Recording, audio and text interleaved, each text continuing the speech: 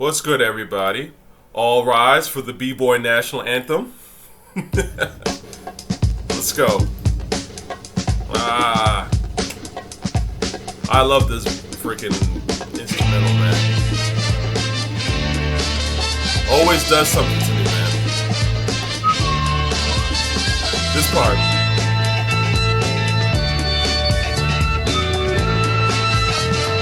Beautiful, beautiful music, man. It's just, you know what I think is so interesting about this particular music? It's that when I hear this in particular, obviously we say this is the hip hop national anthem, but it really is. You know, it has this sort of exploratory, like almost like just, you know, someone in the Wild West going out and fending for themselves, and you know, like hip hop shit. You know, that's what I think about this. You know what I'm saying? Like, I love this fucking instrument. Obviously, this is super classic. Made You Look, right? I mean, again, this is why when we talk about Made You Look, I just did a video on Made You Look, Nas's, seminal record. Why I think Irv Gotti said it's the best hip hop record ever.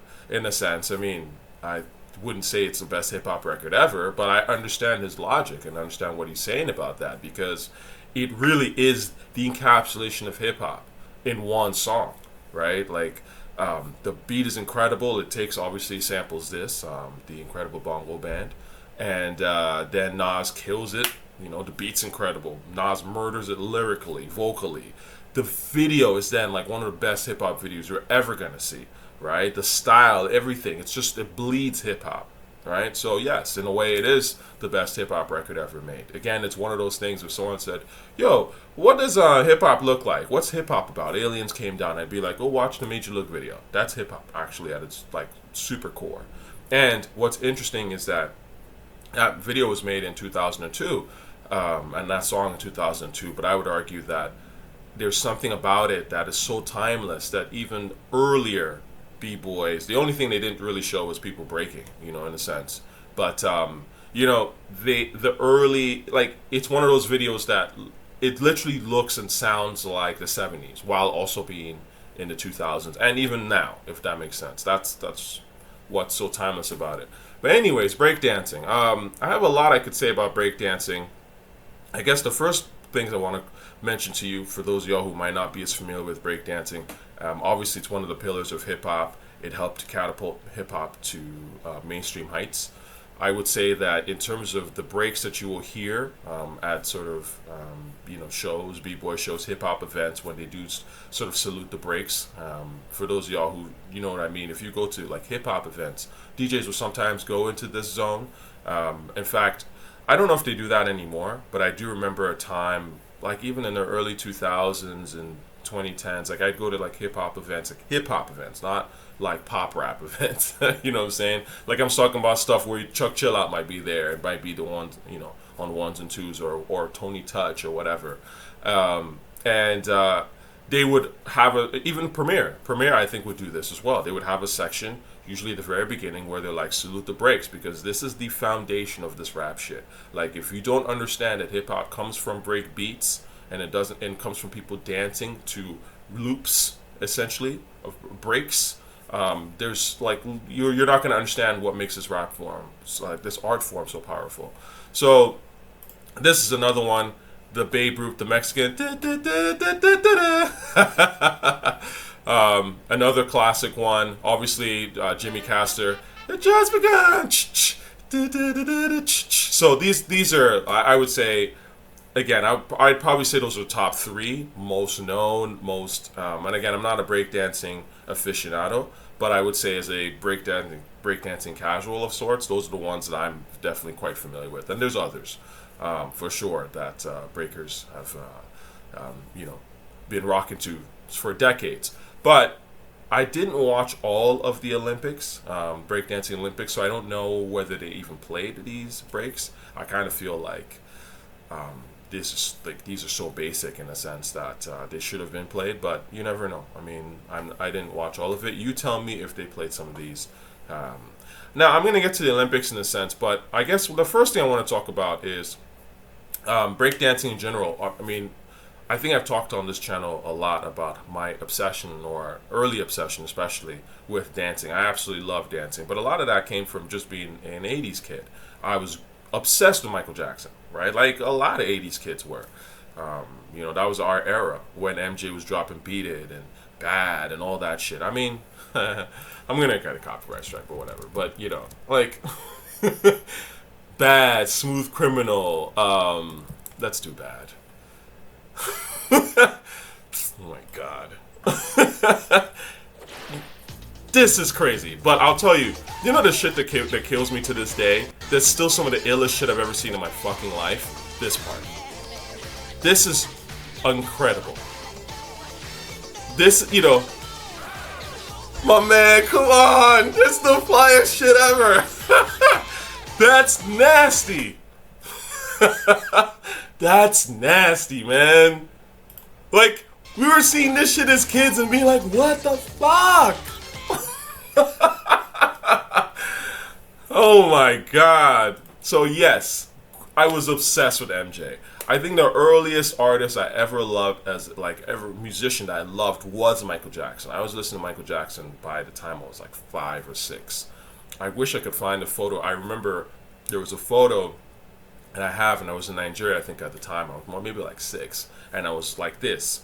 I was like kind of halfway. I was like in the middle of popping essentially, and I was listening to some like MJ. Yeah, like, you know, you'd see the moonwalk and all this shit. You'd be like, whoa! And the thing is, kids gravitate. I mean, I was an active kid, and I think a lot of active kids, we love to move. Kids love to jump around and move. So obviously, when they see people dancing, they want to get involved. You see this as little kids, like 2-year-olds. The moment they can walk and they see a bunch of adults dancing, they start trying to hop around and shit. You know what I'm saying? Kids love to move. So obviously they're going to gravitate to breakdancing and things of that nature very fast. And that's going to help to spread the art form of hip-hop fast, right? Now, I didn't know at the time that Michael Jackson was learning from b-boys. I had no idea. But it's obviously eventually when I figured it out and saw, I was like, oh shit, like all the stuff that I love, like that's all like hip-hop stuff? You know what I'm saying? Like, look at this shit. This is classic. Nucleus jam on it.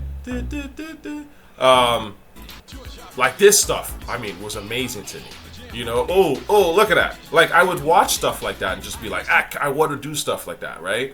And of course, MJ took that and adapted that, you know, and made it his own, right? I mean, you could argue that, obviously, I mean, Michael Jackson's impact on hip-hop and his, you know, the way that he spread hip-hop is massive. Absolutely. It's massive. I mean, you don't notice it. I guess, I mean, I didn't notice this shit as a kid. How would I notice? But it's only in hindsight that I look at it and I'm like, yo, like MJ was like arguably a hip hop artist in some form, quote unquote. But he definitely helped to spread a lot of like that, the dancing aspect of hip hop in particular. So yeah, this stuff was amazing to me as a child. Now, I would say that breakdancing is a fascinating mix of things. Obviously, and I'll get to this later, but you know, people have been dancing. Dancing is eternal. Obviously, you can even look at old videos from the 30s and 40s of people doing like windmill type things, and so people have been dancing. I mean, you know, we back home people dance. Like, it is what it is, and it's just kind of an interesting mix of like styles. Kung Fu stuff was in there, and I'll talk about that later. But obviously, I even think that capoeira is probably in there. You know, it's interesting when we talk about hip-hop starting in the early 70s. That was around the time when a few, like, Brazilian mestres, these are the teachers of capoeira, started moving into the United States. So I wouldn't, and the Bronx in particular. So it wouldn't surprise me that they're practicing and doing certain things, and kids was like, whoa, what the hell is this? Like, and incorporating some of that stuff into their moves. I think, again, all this stuff is connected, which is why I say, and I repeat over and over, that hip-hop, the brilliance of hip-hop is that it is world culture. This is why I was so obsessed with it as a kid living in Saudi Arabia, a black man, black boy living in Saudi Arabia, because to me I was like, oh, this is what the world is, this is where it's supposed to go musically, and everything else honestly felt a little like stale in comparison to hip-hop, right? And it might shock you, but living in Saudi Arabia at the time, Saudi Arabia was very multicultural. Not necessarily the cities, but the compounds where the foreigners would live and where you would go to school. I went to school even as an 9-year-old.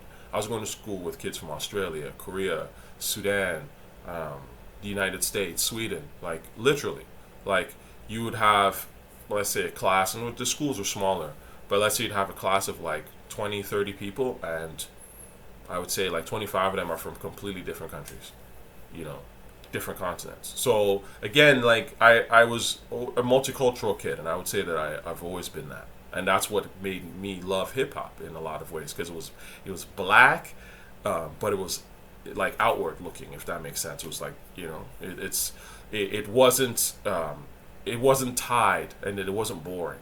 You know, like a lot of other sort of genres of music to me were very boring in a sense, because they just kind of stuck to a certain type of rhythm, and a certain sound, which, you know, in hindsight I respect, because again, that's cultural. Certain instruments are literal culture, right?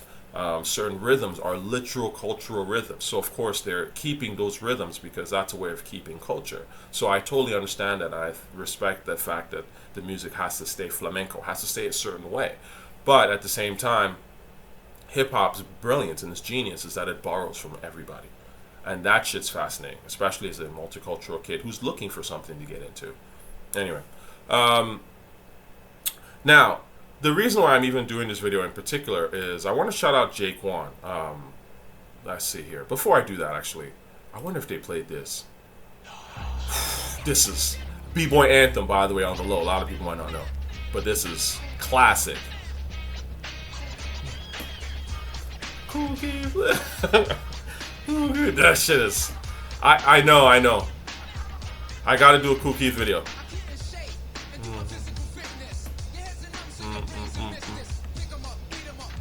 This shit is fire, man. Anyway, now the thing is, I did this video because I wanted to talk about actually 2 interviews that JayQuan has done on his channel, which are phenomenal. And I always say, man, if you haven't followed the foundation already, make sure you do. JayQuan to me is literally like, I think I'm the best hip hop commentator on YouTube, and I stand by that. But with that said, JayQuan is phenomenal. He's definitely easily top 5, top 3, and he's better than me in certain respects, obviously, because he's older than me. He's from the U.S. He's lived this shit in a way that I haven't, and his knowledge of the foundational stuff is unparalleled. I can't think of anybody that's doing videos on the internet that knows his shit like that. Like, he knows much more than me, and I learned from him. So my point is that he does some phenomenal interviews. I mean, this stuff that he's done with Crazy Legs and Michael, I'll talk about him later, graffiti rock creator Michael Holman, but these are literally some of the best interviews I have seen in months, like rap interviews in months, years, because they actually are about something substantive, and you learn shit from these guys, you know what I'm saying, and they speak without agendas, and we'll get to that and why that's really important. So in a way, I want to kind of react to certain things that Crazy Legs has talked about. Now, for those of y'all who might not know, Crazy Legs is arguably the most visible b-boy, like, ever, right? Puerto Rican cat. And he's older now, without a doubt. I mean, there are obviously newer people on the scene, but he's the one in a way that's really, like, if you think about hip-hop, again, from a breakdancing casual perspective, we've all heard about Crazy Legs. We've seen him in videos.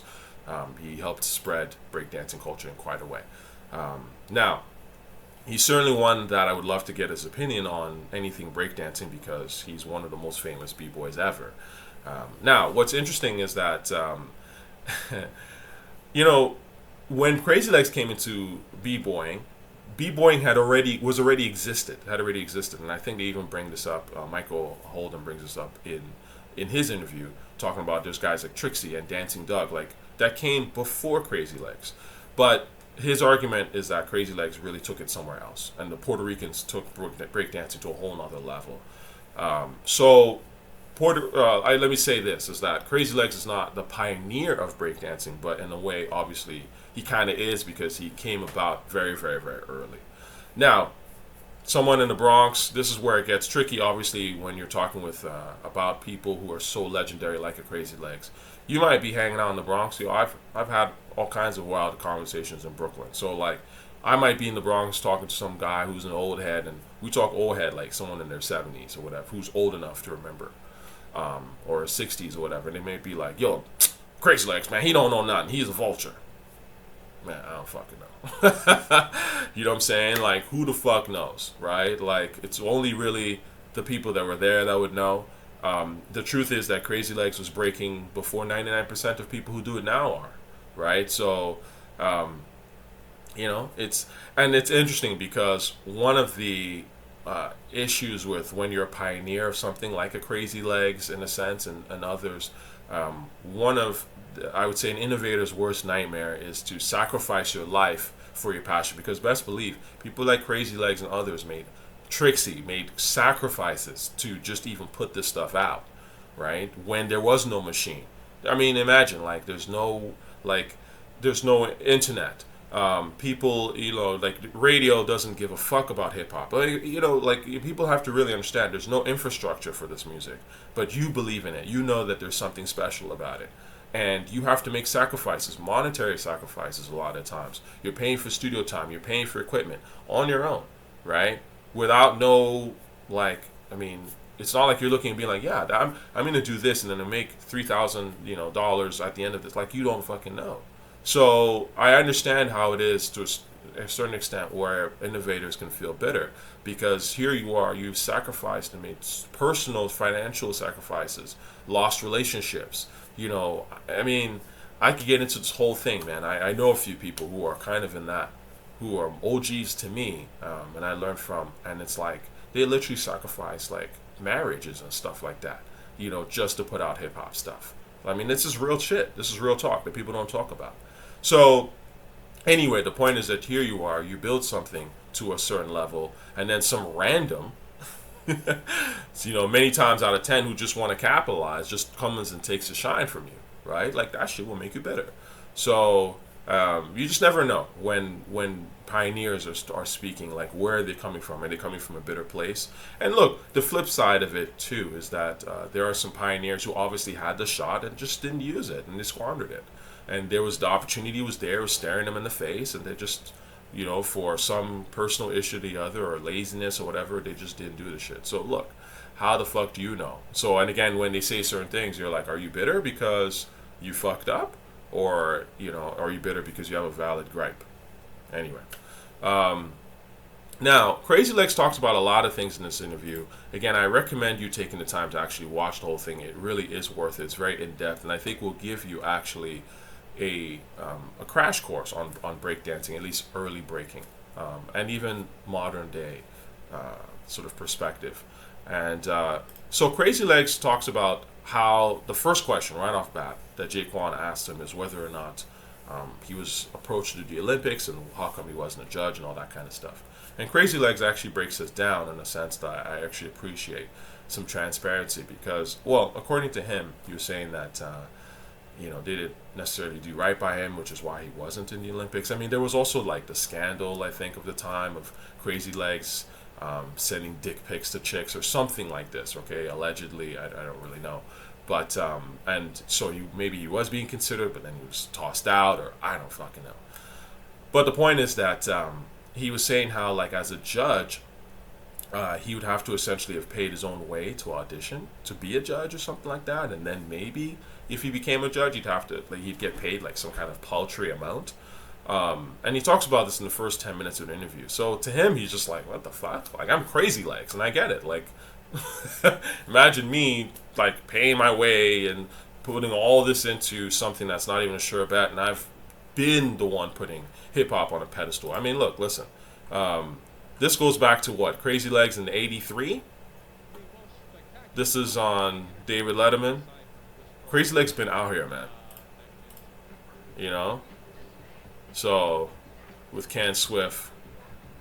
Yeah, man. So I can understand it from his perspective. He's just like, nah, I'm not doing that. But it also, again, sometimes you gotta weigh things and you have to let your ego slide. I don't know if it's one of those things where the opportunity is so much greater and you kind of have to go, okay. But again, that's a thing that he would know and he would weigh best. But I will say that that kind of thing is, how cultures get vultured, unfortunately. And I have to say that when I was watching the Olympics, the breakdancing stuff, I mean, it looked pretty sterile, all things considered. I mean, there was some cool stuff in there. It wasn't all terrible. I think, like, for a first time, it's actually wasn't that bad. I mean, stuff did look kind of weak, and we'll kind of get to that in a sense. But, the truth of the matter is that, and Crazy Legs talks about this, is that capitalists have the capital, obviously, in the platform. And, capitalists are mostly, usually non-black or non-brown. So they want the product, but not really the people that come with the product. And this is a time-old story of exploitation, so to speak. And that's what's sad about it, because obviously the underground, like in any community, right? In any artistic endeavor, the underground usually wants to know who's the best, right? Because that's what the underground thrives on. It's a passion. It's like, yo, who's really the best? Like, let me hear the best shit. But the mainstream doesn't want the best shit. They're not interested in the best. The mainstream is interested in the most homogenous product, what they can present. And those two things don't necessarily go together. Now, sometimes if it's good, that's great. That's excellent. Like it being actually the best and mainstream is phenomenal. But that's not necessarily, but the fact that it is the best is kind of a secondary thought. The first thought is what's homogenous. What can be sold that most people can get into. And this is where, of course, the vulturing begins. By the way, speaking of potential vultures, I'm sure y'all have heard of and saw this whole thing about the Dr. Gunn, aka Raygun.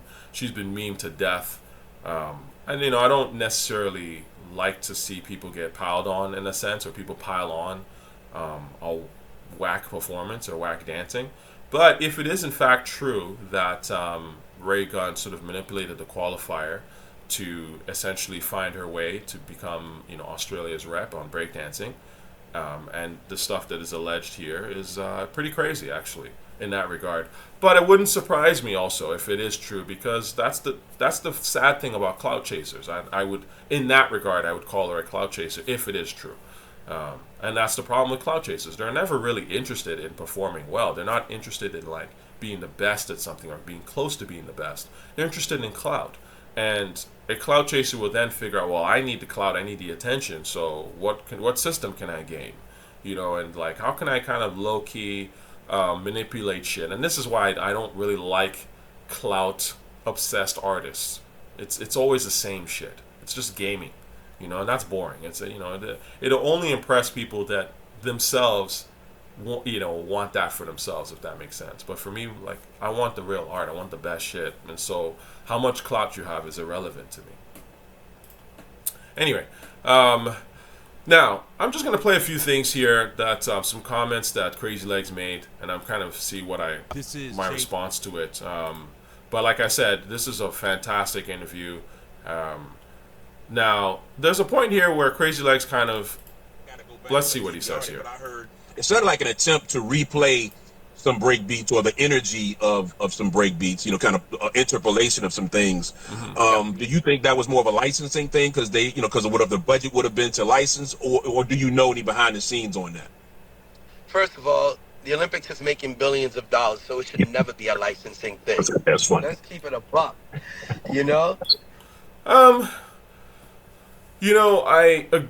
I agree and I disagree.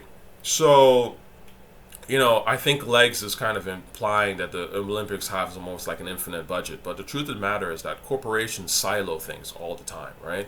So they're not going to spend more than what they want on any given thing. And the Olympics is huge, right? So yes, they're generating billions of dollars, but they're also spending millions of dollars, right, just to put it on. So, it wouldn't surprise me if, like, and again, they probably are like, okay, breakdancing gets $2 million. Or, this sport gets this or whatever. So it wouldn't surprise me if after they've tallied up all the costs of the things that are super essential, getting the, the performers to their places and all that kind of stuff, that they might have like a licensing budget of only, I don't know, $500,000. I don't know the numbers. And then being like, well, okay, well, we can't really afford like, to play the Incredible Bongo Band or something because they're asking for $250,000. So what about the rest? You know what I'm saying? So yes, overall the Olympics is huge, but at the same time, breakdancing, this is the first time we've seen breakdancing, and I'm sure it's gone to the budget, and it's probably siloed, and it doesn't cut across to the others. So I kind of disagree with Crazy Legs on that. Crazy Legs talks about a guy named Jeffro, the b-boy artist, who I had never heard of until I was watching a preview of Jeffro. Jeffro got robbed. Jeffro did get robbed because I was watching like a preview of his here.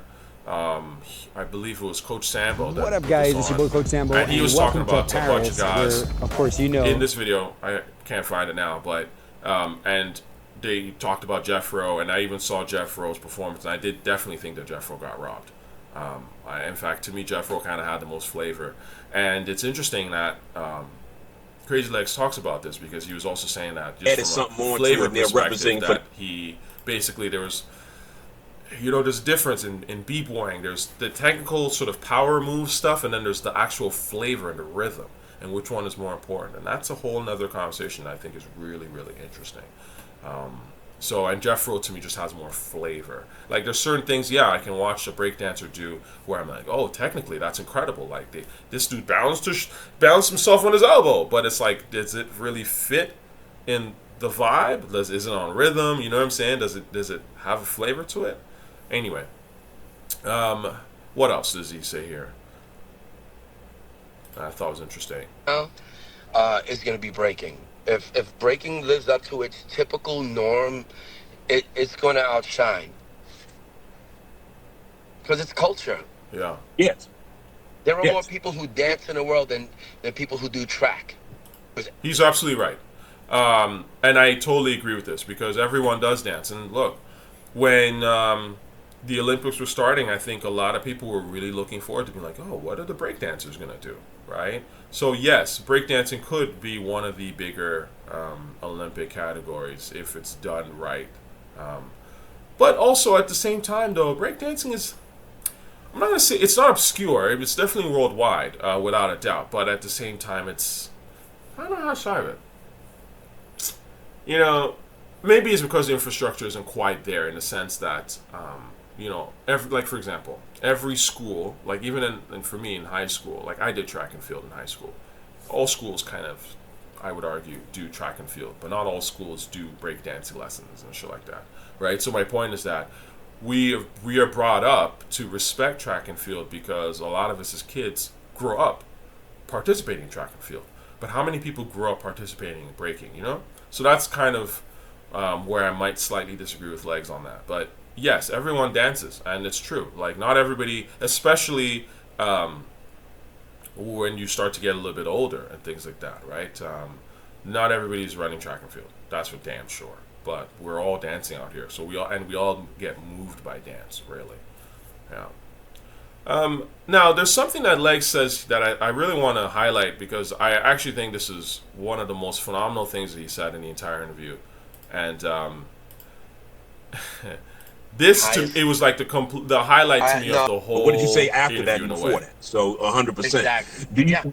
Would you say that one should have been a b-boy at some point to be a judge? Do you think that's a necessity to be a b-boy to judge? No, I think you need to be in the environment of it and understand the vocabulary of it. I would say, I have seen some of the greatest b-boys of all time have horrible decisions. Mm-hmm. Horrible.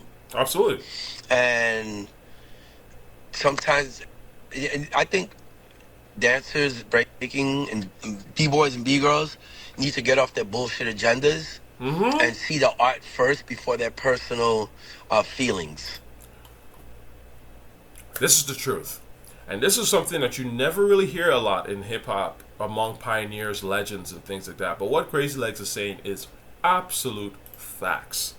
See, this is for all the goofies in the comment section who are like, yo, Tochi, where's your rap album?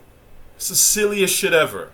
All you need to do is you need to understand the language of whatever art form it is that you're critiquing. You don't have to be a actual participant in terms of, being somebody that performs it. Because the truth of the matter is that when you ask some of these participants their opinions, they may not know the whole art form, surprisingly. Even though they are participants in it, they might not know that much about the art form. It would shock you. And even some of the great ones. Number one. Number two, they have agendas. A lot of them have agendas. And this is something that no one ever talks about. Dr. Dre says Eminem's the best rapper he's ever heard in his life. And no one goes, hey, Dr. Dre, are you saying that because Eminem's is your artist and you made money off him? And then pushes back on it. They just go, oh, great. Thanks, Dr. Dre. There's no pushback. And then I'm just supposed to accept that Dr. Dre really feels that way. It's like, come on, man. I'm not a toddler. I'm not stupid. I understand that a lot of this stuff is agendas. You know what I mean? Now, I critique hip-hop because clearly if you watch my channel, you know that I love this shit. And I know a lot about this shit. I know a lot about this shit. More than 99% of people on YouTube who talk about it. You know what I'm saying? And that becomes from just listening and digging and also just being outside. I've been to several hip-hop events in my life with pioneers there sometimes. I've met Kool Herc, you know what I mean? I go to underground shows. I'm around B-boys, B-girls. You know what I'm saying? So, this is stuff that I understand. And I don't think you have to be a practitioner to be able to critique hip-hop and see it for what it is. I really don't believe that shit. Now, is there something that you can learn from trying to write a rhyme or trying to make a beat? Absolutely. And I've done those things too. I've certainly tried to write rhymes. I've certainly rapped. I was trash. But that's also because, again, I didn't really spend the time developing it. I didn't have that passion. My passion is film. So, in terms of what I actually like to spend my time working on and developing my craft. And that's how I express my hip-hop. But the point is that, look, if I had spent the time, if I really wanted to become a rapper or producer, I would have done it at a higher level than most of these niggas. Straight up. You know what I'm saying? Because, again, I think a lot of these things comes with passion and study, right? The point is that it does help, yes. If you're going to critique rap, it helps to understand what is it like to try to write a rhyme? What is it like to try to DJ? I've tried to DJ a little bit, and I respect that shit is very difficult. It's not something that you could just get on a turntable and start playing, right? Like the guys, the Kid Capris and the Primos and all these people of the world, they are that way after literally 100,000 hours of practice, right? As in, they would go to school or whatever they were doing, come home, spend 8 hours in the basement practicing. That's how they became that fucking good, right? So again, this is why I respect it. So when I critique it, I'm not critiquing them personally. Of course, I would never do that. But my point is that this is stuff that you don't necessarily have to be a DJ to understand what makes a great DJ. But you do have to understand DJ language, right? I think you have to be around the culture. You have to kind of take it in. And then you can probably be like, oh, okay, yeah, that DJ is better than this one, right? So again, I think people should knock it off when they talk about, yo, cosign, this person said this. I don't care what this person said that makes that person better than the other. It has nothing to do with the actual analysis of that person's art form, right? And that's the point. It's an agenda, it's an agenda bullshit, and I'm not here for that, right? You have to be able to see the art first, and this is what Crazy Legs is talking about. I'll take the opinion of somebody who can see the art first for what it is over somebody who's coming with an agenda. It doesn't matter how famous that person is. Nas is, told us about certain, I've seen Nas shout out or whatever, certain artists where I'm like, that dude's whack as fuck. But, and I love Nas, you know what I'm saying? He's not the only one. There's a lot of rappers who have put on whack niggas or who have, shed some light on someone that I'm like, that person's fucking whack. But I get it. It's an agenda. It's a personal thing. You're doing a favor. You're getting paid or whatever. So anyway, now that was Crazy Legs interview, which was really good. The one that I think is really dope, by the way, is JayQuan with Michael Holman, who I honestly wasn't really familiar with. And again, this is why JayQuan and hip hop knowledge is so important, because this is a guy who's a pioneer who's done some really cool shit. And I didn't know. I don't know everything. I'm not one of those people that pretends to know everything in rap. In fact, there's quite a bit that I don't know. But it's interesting to get the opinions of people like this that aren't necessarily always talked about. and don't always get the shine, but actually did put in some pivotal efforts into making hip hop the global art form that it is now. So I would say that this interview is definitely worth watching. There's sort of two major things, I would say three major things that I would take from this that are important. One, he kind of has this really interesting conversation about whether breakdancing is an art or a sport. And I thought that was a really fascinating conversation, because obviously in the Olympics, Michael Holman's sort of perspective on this is that breakdancing is more of a sport, or it can be more of a sport, whereas from what I sense, Crazy Legs says no, it's an art form, and it's not something like, and essentially it's an art form that has a certain culture to it, and so it sort of de-emphasizes, like I would argue, like sort of power moves and sort of a little more technical aspects for more artistic things. Anyway, it's an interesting conversation that the two of them have, and they're kind of on opposite sides of it. Breakdancing to me, I think, is honestly a little bit more interesting. I would say it's maybe 60-40, if I was to say, or 70-30. I would say it's 70% art and 30% sport, in a sense. I definitely think it's more art than it is sport. And I think that if you turn breakdancing into much more of a sport, and I think you either make it equal or more into the sporting realm, I think you kill kind of what makes breakdancing interesting. Because ultimately, to me, it's a dance, right? And that's why, to me, I'm not so impressed by someone who can do, like, let's say a handstand or a windmill to a certain extent. I mean, obviously I'm impressed by the sheer physical capability and study of the individual. But really what I'm much more impressed in is that when it's done in a way that fits, it's an artistic expression, it makes a statement based on the music in the background, right? And the way that the person does the windmill and the timing of it, and the bend of it, right? Like, that's much more interesting to me, and that's more of an artistic analysis, so to speak. So yes, that's why, to me, I kind of maybe sit more on Crazy Legs' side of things. And this is why I think, to a certain extent, when Crazy Legs was talking about, there's not so much flavor sometimes in the Olympics, it's like, yeah, I get it. Because you can watch stuff that Red Bull does, or even with some of these other B-boy events that you've seen in your own city, that probably have more flavor than, some of the stuff that you saw in the Olympics. Now, the other thing that I thought was really interesting about this conversation, that was quite candid, was Michael Holman talks about Kung Fu's influence on hip-hop, which is, I think, goes without saying.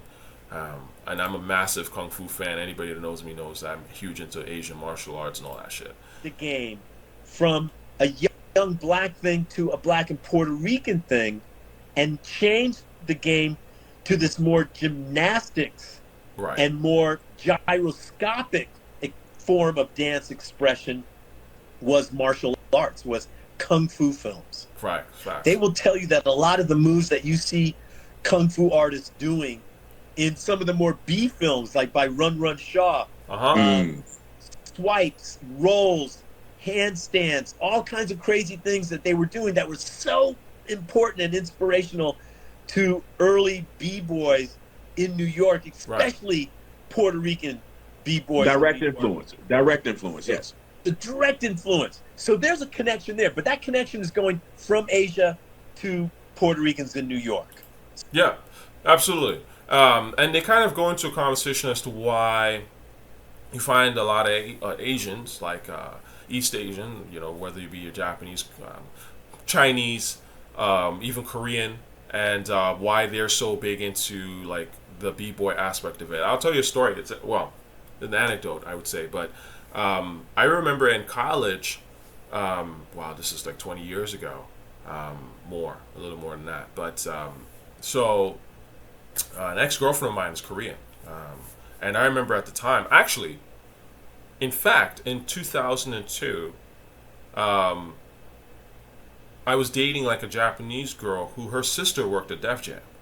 My point is that, like, hip hop was always just like, I just always saw it, like, especially when I moved out here, like, I would see like the Asian kids were really into it, and they, like, for example, the person I'm talking about, her sister was a B girl, right, and would show me pictures of, and this is way back, this is like 20 years ago.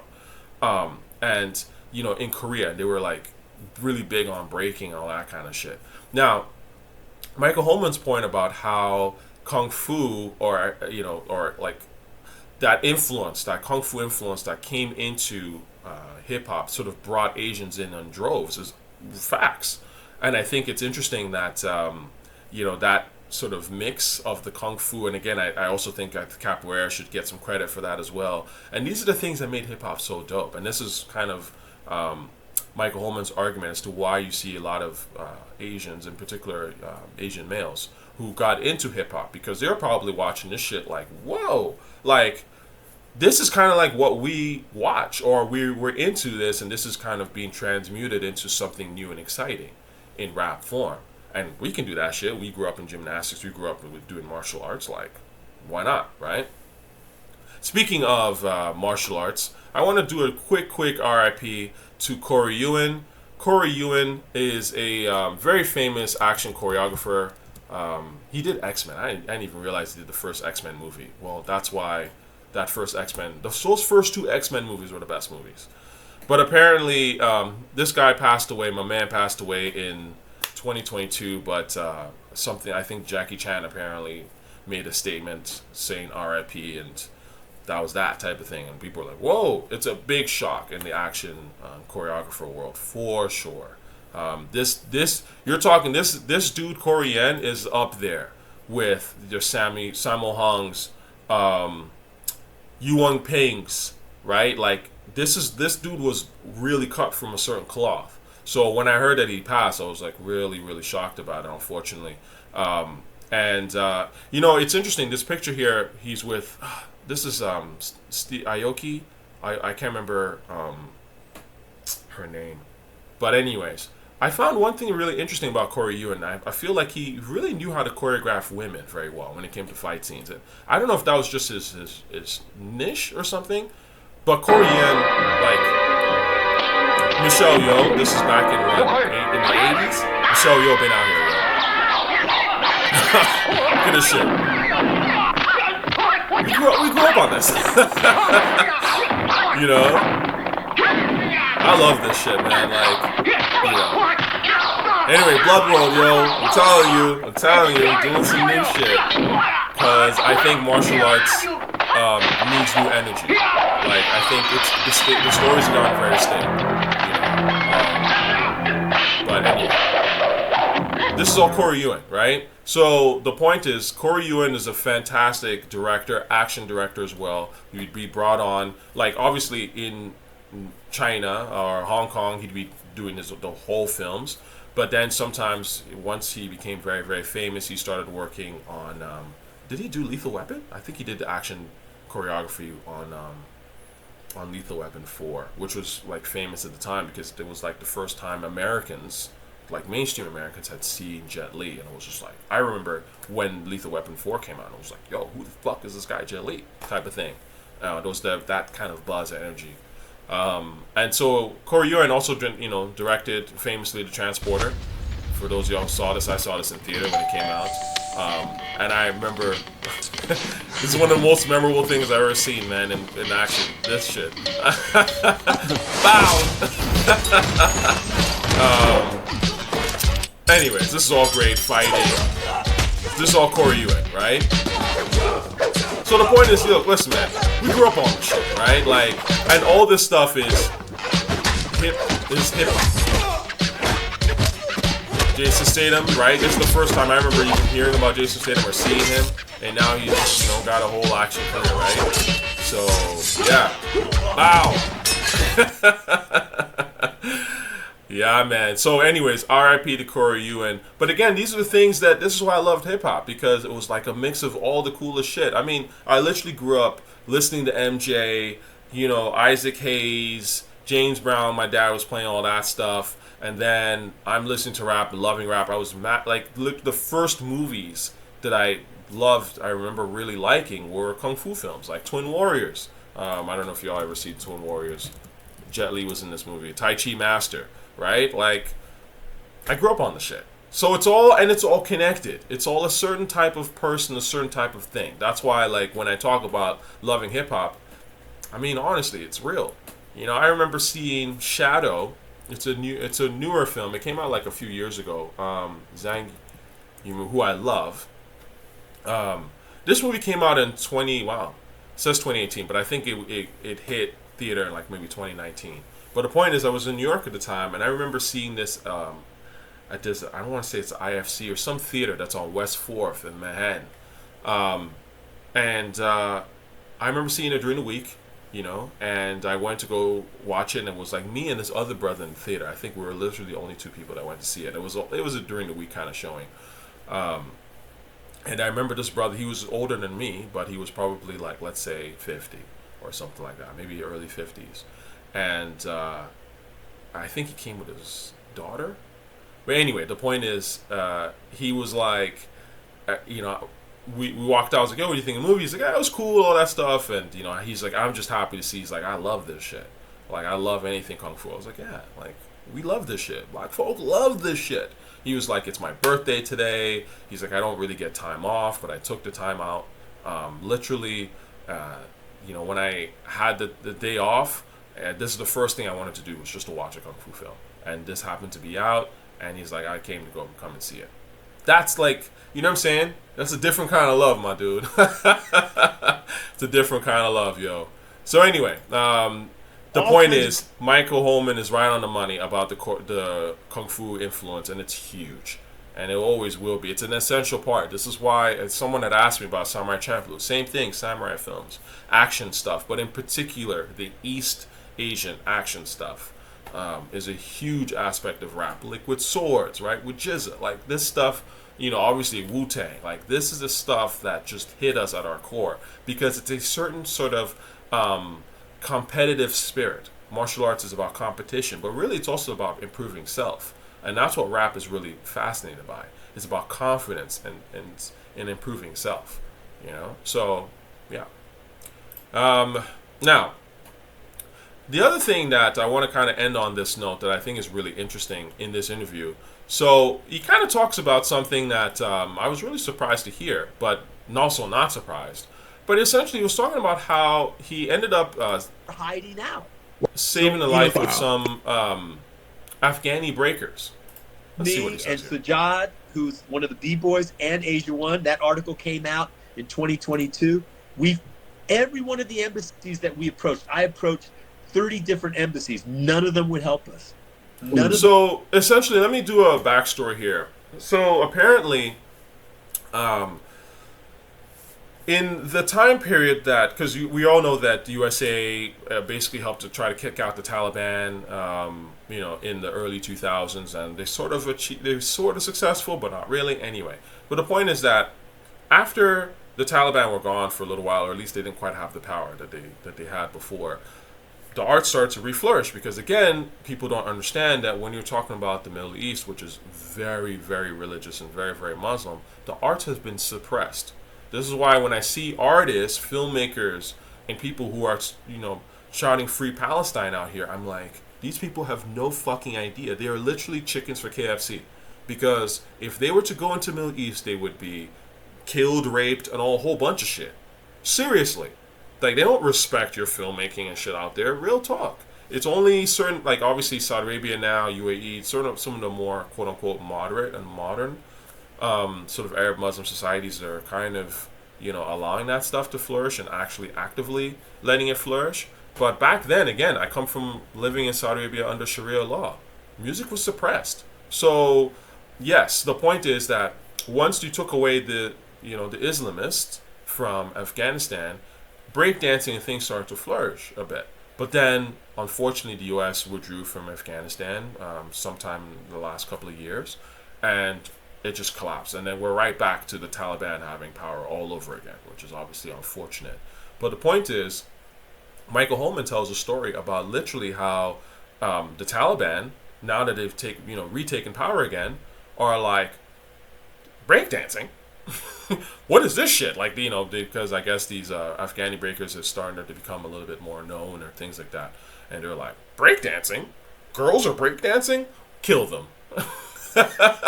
You know what I'm saying? And so these Afghani breakers and rappers literally was like dialing their friends in the United States, some of them who happen to know Michael Holman, and were like, help, like, we're literally on the run from Taliban. They've issued an order to kill us, right? And so they escaped from Afghanistan into Pakistan, into Islamabad. But it wasn't safe in Pakistan either, because again, it's the same type of shit. It's a theocracy. It's a Muslim theocracy type of government, and the same thing. You're not safe there either with that expressing an art form, especially as a girl. So people have to understand the Taliban is Hamas, which is Boko Haram, which is Al-Shabaab, which is Al-Qaeda, which is ISIS. You have no idea what the Muslim world is like. So when you sit here and you like wave pom-poms for them, it's like, okay, whatever. Like, you know, but just believe you are actually causing real damage out here.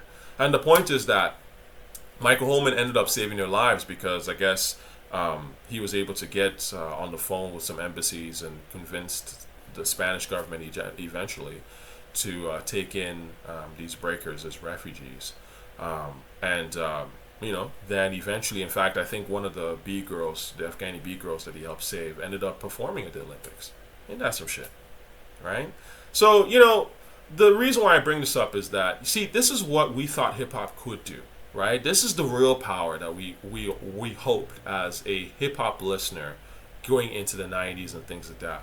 We looked at hip-hop as like, yo, we can have political power, right? It's not, you see, like, the young generation don't respect hip-hop. They think of hip-hop as just like some silly Roblox music, essentially, right? And it's just like a turn-up thing.